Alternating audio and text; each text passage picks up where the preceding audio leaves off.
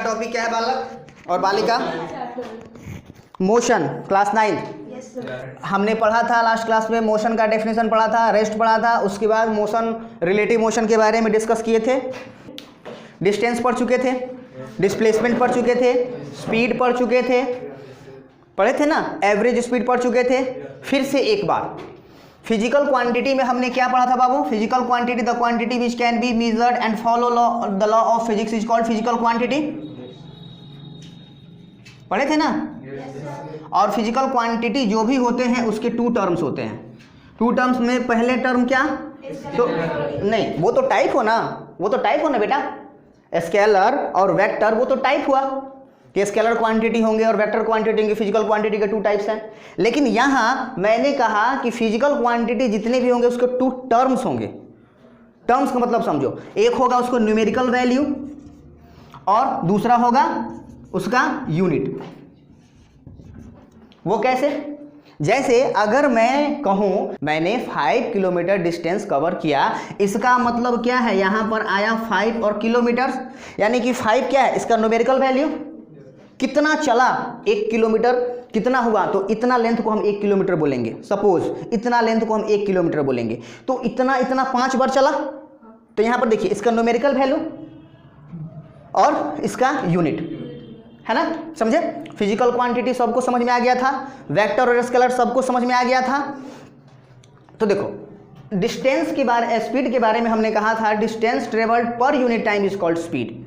1 minute में, 1 second में, 1 घंटा में कितना डिस्टेंस कवर कर रहा है उसको हम क्या कहते हैं बेटा? स्पीड। और एवरेज स्पीड मैंने क्या पढ़ा था? Total distance travelled by total time taken. Total कितना दूर चला और टोटल डिस्टेंस कवर करने में कितना टाइम लिया, ये पढ़ा था ना हमने। अब देखो, और हमने क्या पढ़ा था? स्पीड जो है वो कैसा क्वांटिटी है बेटा? स्पीड जो है स्केलर क्वांटिटी है, क्योंकि यह, इसमें हम क्या पढ़ते हैं कि इसमें डायरेक्शन की बात नहीं करते हैं। अगर कोई ऑब्जेक्ट, और हमने एक बात और बताया था इसमें, speed tells us how fast और how slow the body is moving. कितना तेज और कितना स्लो कोई भी ऑब्जेक्ट मूव कर रहा है, यानी कि पर यूनिट टाइम अगर कोई ऑब्जेक्ट ज़्यादा डिस्टेंस कवर करता है तो उसका स्पीड ज़्यादा होगा, और पर यूनिट टाइम अगर वो डिस्टेंस कम ट्रेवल करता है तो उसका स्पीड कम होगा। समझे ना? तो देखिए, और इसके यूनिट की बात करें तो क्या होता है बेटा? मीटर पर सेकेंड इसका SI यूनिट होता है, जिसको m/s से डिनोट करते हैं या ms⁻⁻1 से डिनोट करते हैं। इसका बड़ा जो यूनिट होता है वो किलोमीटर पर आवर होता है। इसका एक और यूनिट होता है, वो होता है मीटर पर मिनट। इसको किलोमीटर आवर को दूसरे तरीके से कैसे लिख सकते हैं? kmh⁻⁻1। मीटर पर सेकेंड को कैसे लिख सकते हैं? m, और यहाँ मिनट को शॉर्ट फॉर्म में MIN लिखते हैं और -⁻⁻1। समझे? और इसके बाद जो नेक्स्ट पॉइंट हमें डिस्कस करना है वो है क्या है बेटा? वेलोसिटी। वेलोसिटी आप याद करो, जब मैं डिस्टेंस बता रहा था तो मैंने बताया था the path length, the actual path length between 2 point is called distance. समझे ना? और यहाँ पर जब मैंने डिस्प्लेसमेंट बताया था, डिस्प्लेसमेंट याद है? Shortest path between 2 point is called displacement, और यह हमेशा 2 पॉइंट के बीच का जो स्ट्रेट लाइन होगा वही हमारा शॉर्टेस्ट पाथ होता है, ये हमने बताया था ना। तो देखिए वेलोसिटी जो क्या होता है, इसमें हमने क्या पढ़ा? स्पीड में distance travelled per unit time. समझे? इसमें क्या पढ़ेंगे वेलोसिटी में? Displacement travel per unit time is called velocity. यानी कि इसका जो हमको फॉर्मूला मिलेगा, क्या मिलेगा बाबू? वेलोसिटी इज इक्वल टू क्या होगा? Displacement by time. ठीक है? अब बताओ, यहां पर था डिस्टेंस बाय टाइम। डिस्टेंस कैसा क्वांटिटी था? स्केलर या वेक्टर? स्केलर। यहां पर ये डिस्प्लेसमेंट कैसा क्वांटिटी है? वेक्टर। तो ये कैसा क्वांटिटी होगा?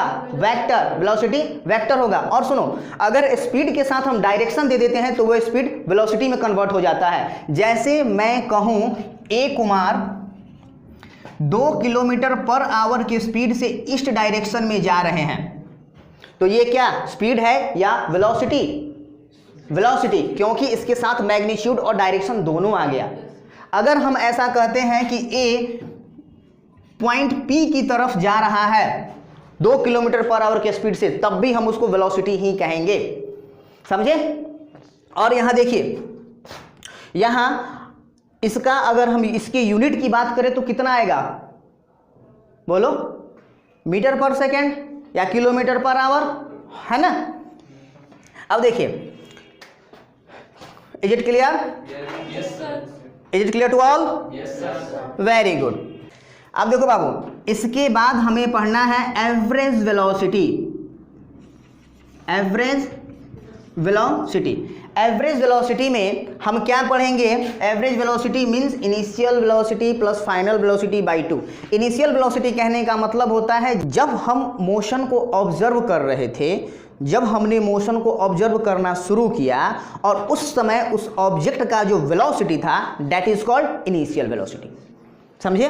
और जब हमने फाइनली मोशन को ऑब्जर्व किया, यानी कि जो फाइनल स्टेज था, फाइनल पॉइंट था, फाइनल पोजीशन था, समझे ना, उस फाइनल पोजीशन, उस फाइनल पॉइंट पर, उस फाइनल मूवमेंट पर जो हमने वेलोसिटी को रीड किया है, that is called final velocity, समझे।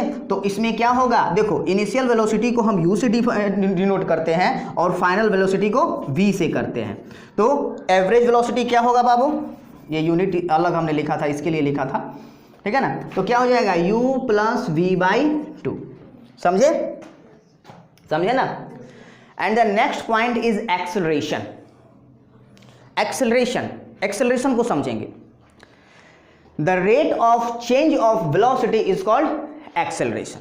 अब रेट का मतलब क्या होता है, यानी कि किस रेट से वेलोसिटी चेंज कर रहा है, पर सेकेंड, पर सेकेंड वेलोसिटी के चेंज में क्या इंक्रीमेंट या डिक्रीमेंट हो रहा है, समझे। यानी कि गाड़ी का या फिर व्हीकल का या फिर ऑब्जेक्ट का वेलोसिटी किस रेट से बढ़ रहा है, पर सेकेंड उसके वेलोसिटी में इजाफा हो रहा है या कमी आ रही है। ये इजाफा मीन्स इंक्रीज करना और कमी मतलब डिक्रीज करना। Is it clear to all? Yes sir, no sir, say loudly. Very good. So let's C,